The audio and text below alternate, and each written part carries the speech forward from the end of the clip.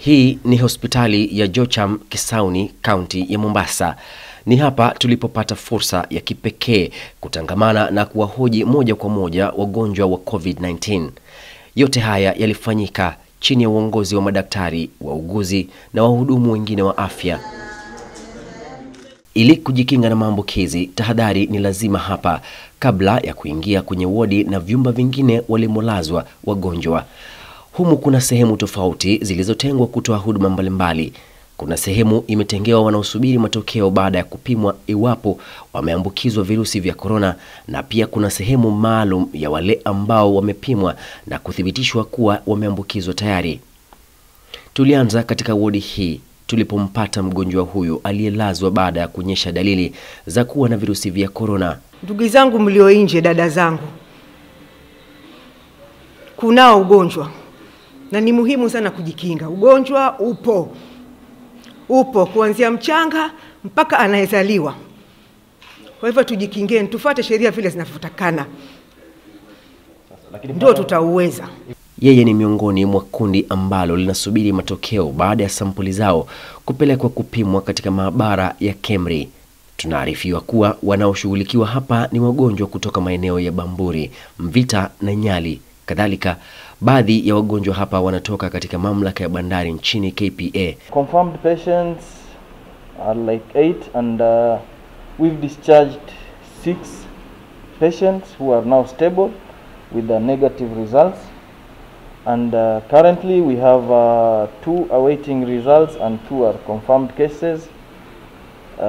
The ones which are waiting the results are in the isolation, and the other ones also are and the other red zone isolation. Chumba hiki chenye maandishi red zone mlangoni ndimo wanapolazwa waliothibitishwa kuwa na COVID-19. Hapa tulimkuta mwanaume na mkewe waliolazwa kwa matibabu maalum. Anaogopa huyu. Nini yake hivi ya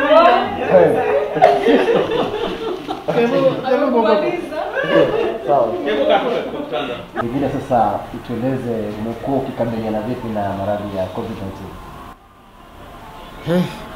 Swali ngumu. Tuanzie tu safari yako tangu safari yangu. Okay. Kwanza vile naona tuko wawili. Mwenzangu tulikosa maji kwa nyumba. Akaenda kubeba maji kutoka kwa fereji akiingiza kwa nyumba. Then after 2 days akasema kidogo anasikia mkono unamuuma. So tukaona ni kitu cha kawaida. Tukamwambia meza painkiller. Akameza. After almost 1 week akaanza kuona anasikia baridi. So ikabidi ni book appointment na daktari. Wakapata temperature yake imepanda kidogo. Daktari akasema the temperature is on the borderline. So daktari akaona wapima waone kama there's fever. So wakapima damu, wakatuambia ako na fever. Lakini kwa sababu ilikuwa hiyo temperature iko kwa borderline, wakaamua tu wampime pia COVID. So that was on Monday. Warudi nyumbani kwa mesa zile dawa alipewa. Tukaanza kuona fever ni kama imepungua. Kufika Wednesday akapata simu. Kumwambia kulingana na ile fever vile ilienda, inaonekana you are a positive case. So tukafanya arrangement, akaletwa hapa.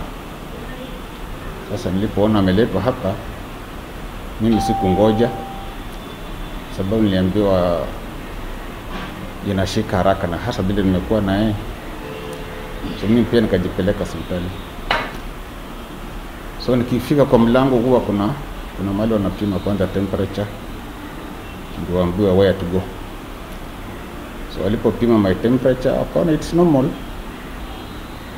Kaniambia wewe mzee nenda. Nikamwambia yule sister, hapana, mimi najua temperature iko normal, lakini niko hapa kwa sababu mwenzangu alikuwa hapa, and as I'm talking to you she's admitted, so lazima nipimwe. So waka-arrange, nikapimwa.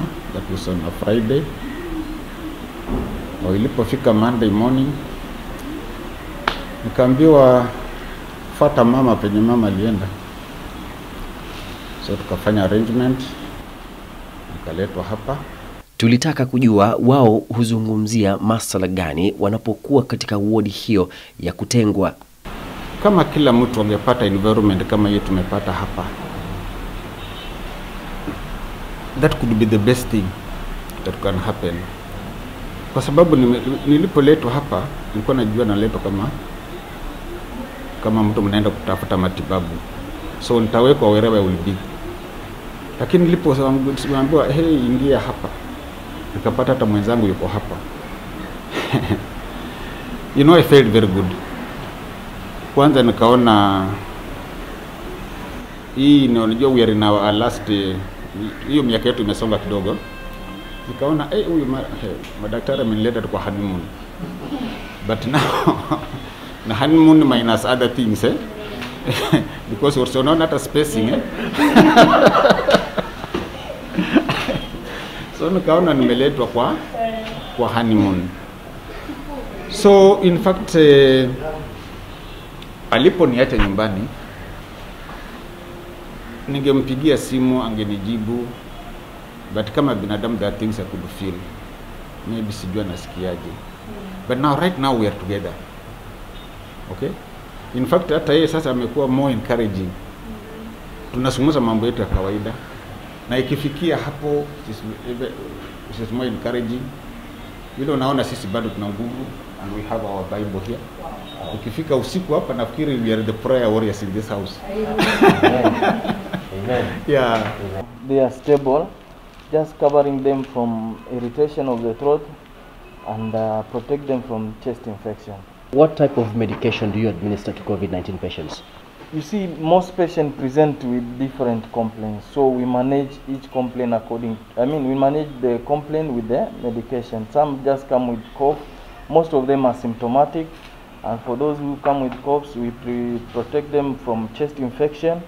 We give them antihistamine to sedate the irritation and the coughing. We even boost their immunity, and Any specific types of drugs? it also depends, because some don't have even symptoms, but mostly we cover them with like azithromycin and antihistamine, that is either cetirizine, paracetamol, and also vitamin C. Those are the main which we normally use. In life, in the general life, kukataa ushauri. Ukiangalia ile bidii serikali imeweka, it cannot be doing that if that's a joke.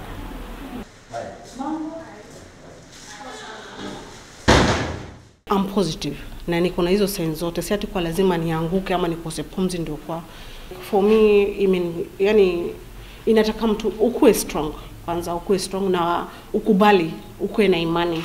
Na wale wenye wako huko nje wanadhania kama mimi nitakufa ama turn back. Bora tu ufuate maagizo, ukunywe dawa, ukule, unakuwa tu utakuwa sawa.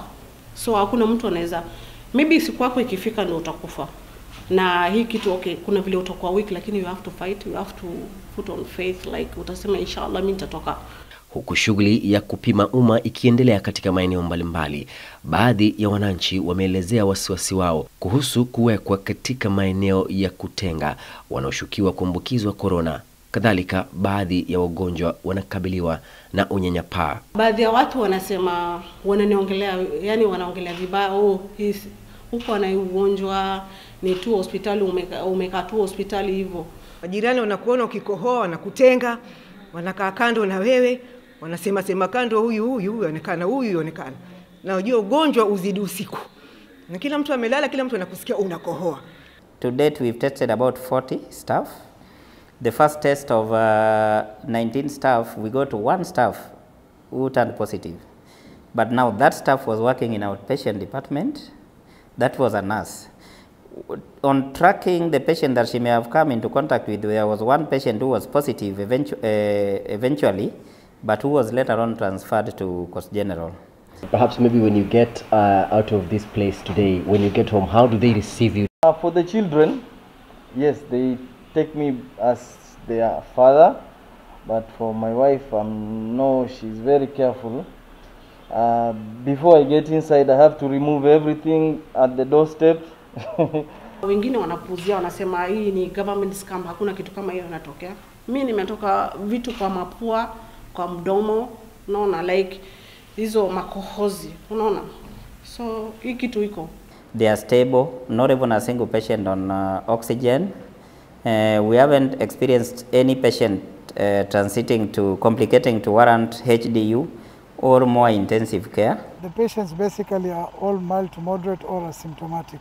Kufikia sasa kumeripotiwa zaidi ya visa 150 vya maambukizi vya virusi vya corona katika kaunti ya Mombasa, huku zaidi ya watu 15 wakiwa wamepoteza maisha yao kutokana na maradhi hayo. The body is temporarily stored, but it is wrapped in a waterproof polythene, then put into a sealed body bag, and these bodies have to be disposed within 24 hours. Wagonjwa waliosalia hapa wanatarajia kuwa watapona karibuni na kuruhusiwa kurejea nyumbani kuendelea na maisha yao ya kawaida. Kevin Mutai, NTV, Mombasa.